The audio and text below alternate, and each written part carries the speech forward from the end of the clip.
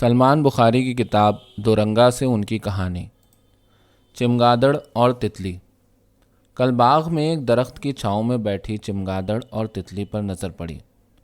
चमगादड़ तितली को राजदारी से कुछ समझा रही थी। मैंने कान लगाकर सुना।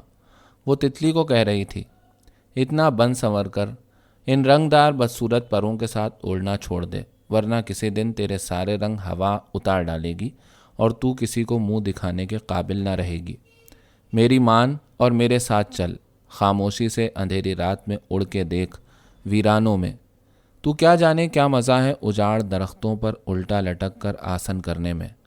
इन फजूल हरे भरे पेड़ों फूलों से मेलजोल तर्क कर दे। तू नहीं जानती बदसूरत फूल बड़े बेवफा होते हैं और सिर्फ चंद दिन के ही मेहमान होते हैं।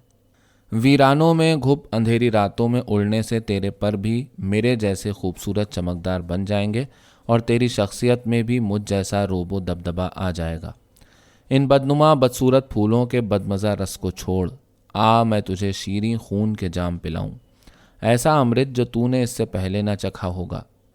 तितली हैरानी से चमगादड़ की सब बातें सुनती रही और फिर कुछ सोच के बोली, चमगादड़ बहन, तेरी सब बातें तेरी अपनी नज़र से ठीक ज़रूर होंगी, पर तेरी दुनिया और मेरी दुनिया में बहुत फ़र्क है।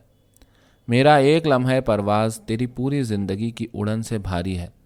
अच्छा पहले ये बता, क्या तू जानती है कि तू देख नहीं सकती?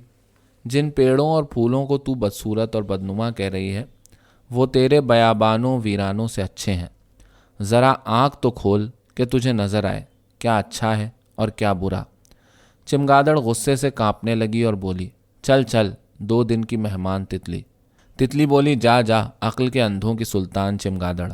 और वो दोनों फिर से अपनी अपनी दुनिया में उड़ गईं।